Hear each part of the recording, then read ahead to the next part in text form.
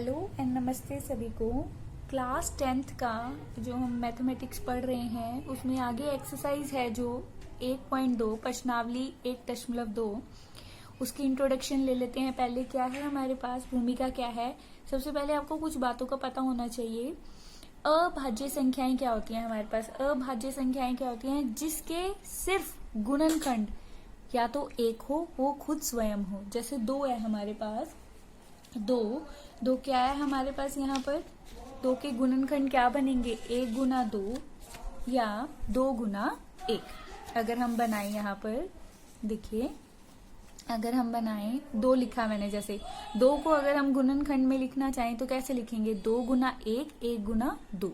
3 को कैसे लिखेंगे, 3 गुना 1 1 गुना 3।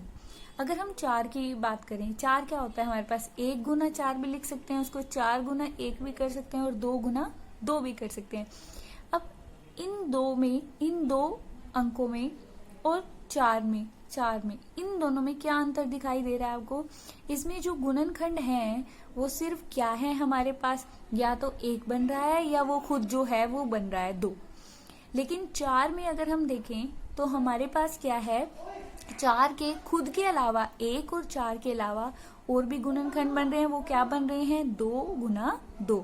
तो अभाज्य संख्याएं क्या होती हैं जिसके गुणनखंड सिर्फ 1 मतलब 1 बने या वो खुद आए, तो वो होती हैं हमारे पास अभाज्य संख्याएं। जैसे 2 3 5 7 11, इस तरह से वो क्या होती है हमारी अभाज्य संख्याएं। और जो जिनके 1 या खुद के अलावा अगर कोई और हमारे पास फैक्टर बनते हैं, गुणनखंड बनते हैं, तो उसको हम क्या कहते हैं, भाज्य संख्याएं। हमारे पास वो क्या हो जाएंगी, भाज्य संख्याएं। एक संख्या जिसके कम से कम एक गुणनखंड एक और स्वयं के अतिरिक्त हो तो वो क्या कहलाती है हमारे पास, भाज्य संख्याएं। जैसे अगर हम यहाँ पर एग्जाम्पल देखें तो क्या है हमारे पास, 4 6 8 9, ये हमारी क्या है, भाज्य संख्याएं, जिसमें एक और खुद के अलावा क्या है हमारे पास, और भी गुणनखंड बन रहे हैं। तो अगर हम इंग्लिश में बात करें यहाँ पर क्या आ जाएगा, prime numbers, a numbers is said to be prime if it is divisible by only one and itself, कि उसके खुद के फैक्टर अगर हम बनाएं, जैसे हम यहाँ पर 2 के बना रहे थे, जो 2 के फैक्टर हैं हमारे पास वो क्या आ रहे हैं, 2 multiply 1 1 multiply 2। We have only 2 factors 1 and itself 2। Similarly for 3 के लिए हमारे पास क्या है, 3 multiply 1 1 multiply 3। We have only 2 factors 1 और इटसेल्फ। तो 2 3 5 7 11 and so on are prime numbers. And 4 6 8 9 has factors 1 4 2 2। तो यहाँ पर क्या हो जाएगा हमारे पास, 4 के अलावा हमारे पास क्या है, और भी फैक्टर बन रहे हैं, तो वो हमारे पास क्या बन जाएंगे, कंपोजिट नंबर्स। क्या बन जाएंगे, कंपोजिट नंबर्स। तो ये हमारे पास हमें एक्सरसाइज के लिए जरूरी चाहिए कि आपको अभाज्य संख्याएं और भाज्य संख्याओं के बारे में पता होना चाहिए, प्राइम नंबर्स और कंपोजिट नंबर्स के बारे में। अब हमारे पास क्या है, मेरे पास एक, मैंने यहाँ पर ले लिया 12, इसके गुणनखंड बनाना चाह रही हूं मैं। कैसे बनाएंगे, सबसे छोटी से 2 से शुरू करेंगे हम। यहाँ पर 2 से अगर भाग होता है, 2 से 3 से आगे, तो यहाँ पर हमने क्या है, 2 से ये भाग होता है, 2 छिके 12। अब 6 फिर 2 से भाग होता है 3, और 3 क्या है, खुद से ही भाग होता है हमारे पास। ये हमने इसके गुणनखंड बनाए। तो अगर हमने 12 को तोड़ा यहाँ पर तो क्या बना, 2 गुना 2 गुना 3 गुना 1 हमारे पास। ऐसे ही अगर हम 36 को करें, क्या आ जाएगा, 2 पर करेंगे 18, 2 पर करेंगे 9, काटेंगे 3 3 1। तो यहाँ पर हमने 36 के गुणनखंड किए, 2 गुना 2 गुना 3 गुना 3 गुना 1। अब यहाँ पर एक बार 1 से तो किसी को भी गुना करें तो ये क्या बनेगा, वही वापिस आ जाएगा।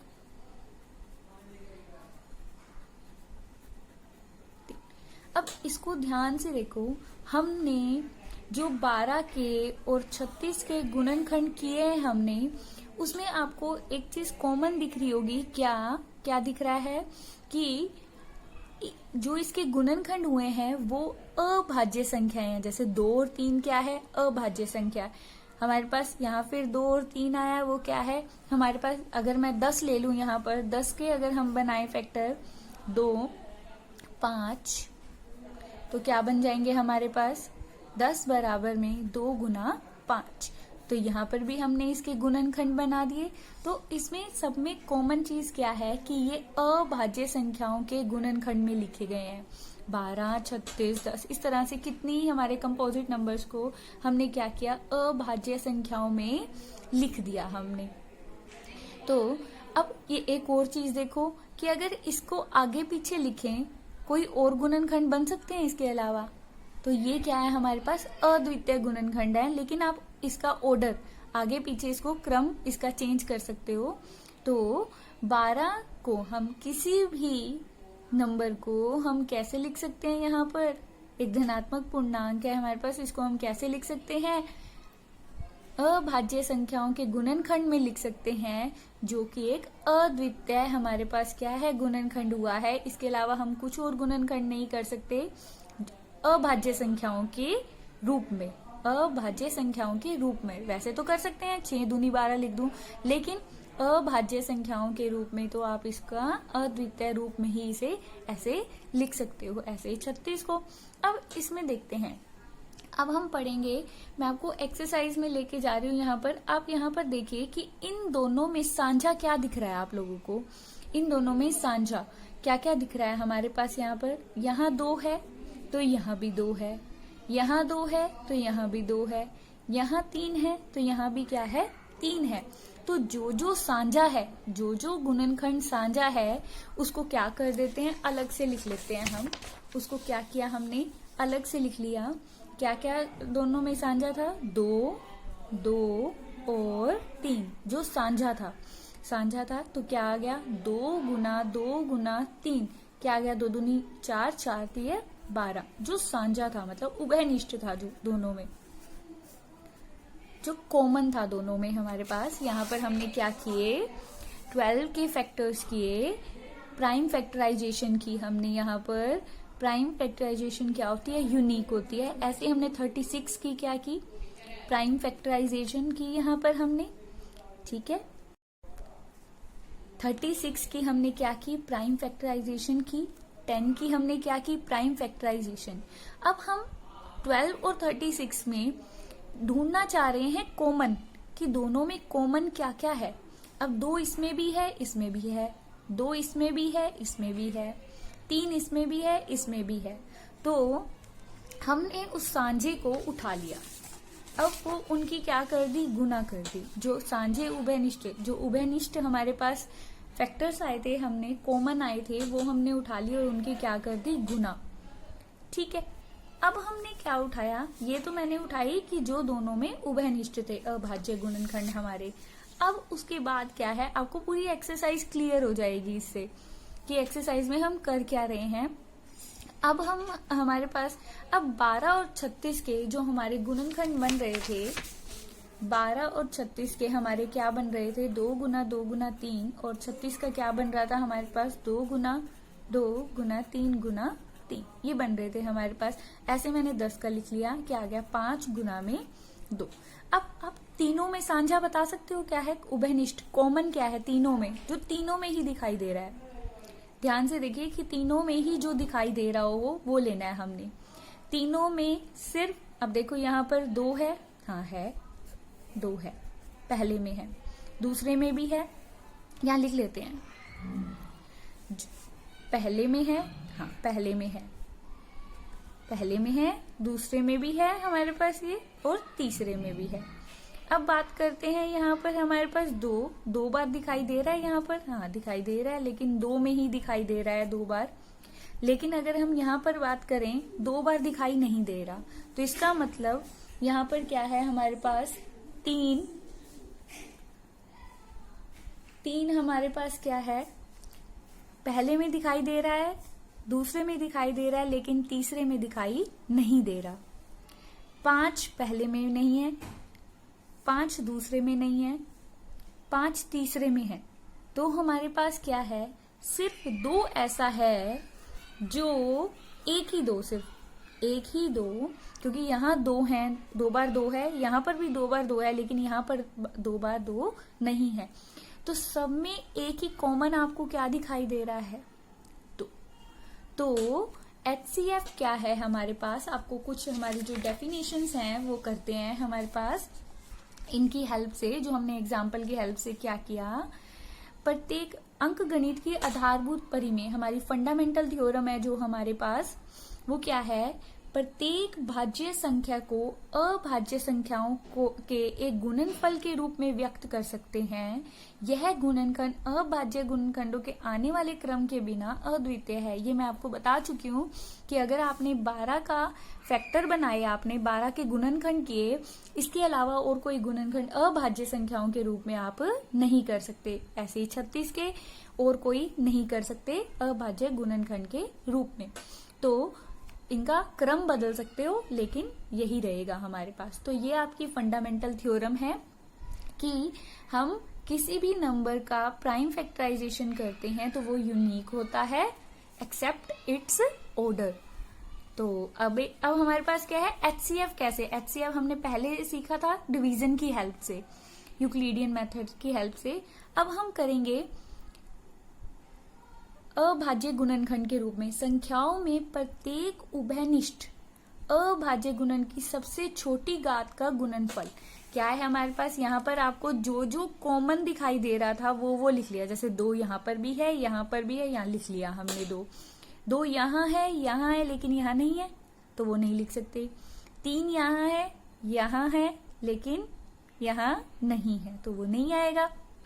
ऐसे ही हमारे पास 3 यहाँ है, यहाँ पर नहीं है और ना ही ऊपर है हमारे पास, तो वो भी नहीं आएगा। जो सब में साझा था हमारे पास सबसे छोटी घात, वो क्या आ जाएगी, जैसे यहाँ पर अगर हम घात की उसमें लिखें 2 की शक्ति कितनी है 2 गुना 3, यहाँ कितनी है 2 की शक्ति 2, 3 की शक्ति 2, और यहाँ क्या है 5 की शक्ति 1 और 2 की शक्ति 1। अब तीनों में फटाफट देखने का तरीका क्या है, तीनों में पहले तो ये देखो साझा क्या दिख रहा है, सिर्फ 2 दिखाई दे रहा है, और 2 की सबसे छोटी घात क्या दिखाई दे रही है आपको, ये।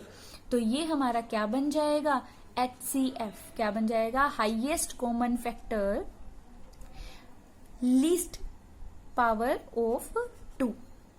तो हमारे पास यहाँ पर क्या आ जाएगा, 12, 36 और 10 का HCF सीधा क्या निकाल दिया आपने 2। क्या देखना है, सबसे छोटी घात जो साझा है, जो उभयनिष्ठ है उसकी, जैसे यहाँ पर 2 है साझा, उसकी उभयनिष्ठ घात हमारे पास क्या है, सबसे छोटी घात लेनी है। अब एलसीएम क्या होता है हमारे पास, इनमें से सबसे बड़ी घात सभी की लेनी है। जैसे हमारे पास यहाँ पर प्राइम कौन कौन से आ रहे हैं हमारे पास, अभाज्य गुणनखंड कौन कौन से के आ रहे हैं, 2 के आ रहे हैं, 3 के आ रहे हैं, 5 के आ रहे हैं, सभी के लिख लेने हैं हमने, सभी को हमने लिख लेना है। अब सब में से 2 की सबसे बड़ी घात देखो क्या आ रही है, सबसे बड़ी घात 2 है, वो ले ली। 3 की सबसे बड़ी घात क्या आ रही है, 2 ले ली। 5 की सबसे बड़ी घात क्या आ रही है, 1, उनकी क्या कर दो, गुना कर दो, वो बन जाता है हमारे पास एलसीएम। वो हमारे पास क्या बन जाता है, एलसीएम। क्या है, HCF क्या होता है, जो सब में साझा है उसकी सबसे छोटी घात, जो सब में कॉमन है उसकी क्या है, small power, and LCM is 2, 3, 5। जितने भी प्राइम फैक्टर्स हैं ले लिए, 2, 3, 5, उनकी सबसे बड़ी पावर देखनी है हमने। जैसे यहाँ पर 2 की सबसे बड़ी पावर क्या है, सब में 2, 3 की सबसे बड़ी पावर क्या है 2, और 5 की सबसे बड़ी पावर क्या है 1।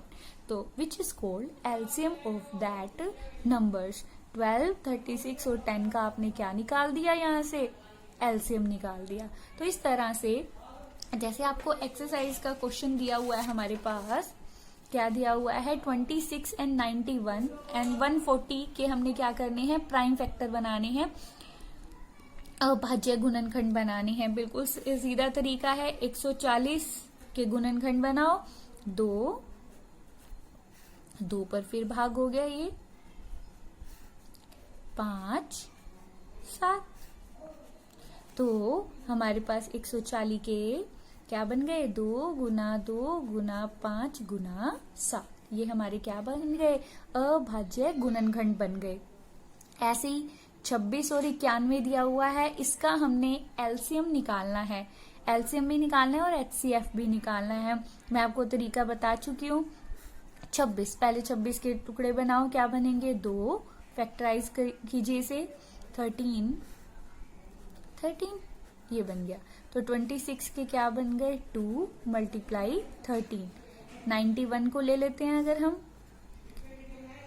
13 7 से, या 7 से कर सकते थे। यहाँ पर क्या आ जाएगा, 91 को हम क्या लिख सकते हैं, 7 गुना 13 या 13 गुना 7। अब देखो दोनों में आपको उभयनिष्ठ कॉमन क्या दिखाई दे रहा है, उभयनिष्ठ क्या दिखाई दे रहा है यहाँ पर हमारे पास, दोनों में 2 पहले में है लेकिन दूसरे में नहीं है, 13 पहले में है दूसरे में भी है, 7 दूसरे में नहीं दिखाई दे रहा। तो एचसीएफ हमारा क्या आ गया यहाँ पर, 13। और अब क्या है, प्राइम फैक्टर कौन कौन से आए हैं, 2 आया है, 7 आया है और 13 आए हैं। इनकी सबसे बड़ी घात देखनी है। यहाँ पे 2 की भी घात कितनी है, 1 है, 7 की भी घात कितनी है, 1 है, और 13 की भी घात कितनी है, 1 है। तो इनकी गुना कर दो, वो हमारे पास क्या बन जाता है, एलसीएम बन जाता है। वो हमारे पास क्या बन जाता है, एलसीएम। तो एचसीएफ और एलसीएम दोनों के दोनों हमने क्या, जैसे 26 एंड 91 के हमने क्या किए, फैक्टराइज किया, उन्हें प्राइम फैक्टराइज किया। एचसीएफ क्या है हमारे पास, small power of the common prime number, and LCM is the multiplication of all those prime numbers, maximum power of that prime numbers। 2, 7, 13 इनकी हमने मैक्सिमम पावर जो थी वो लिख दी, तो वो हमारा क्या बन जाएगा, एलसीएम। इससे आगे हम नेक्स्ट वीडियो में करेंगे क्वेश्चंस। तब तक के लिए घर पर रहिए और सुरक्षित रहिए।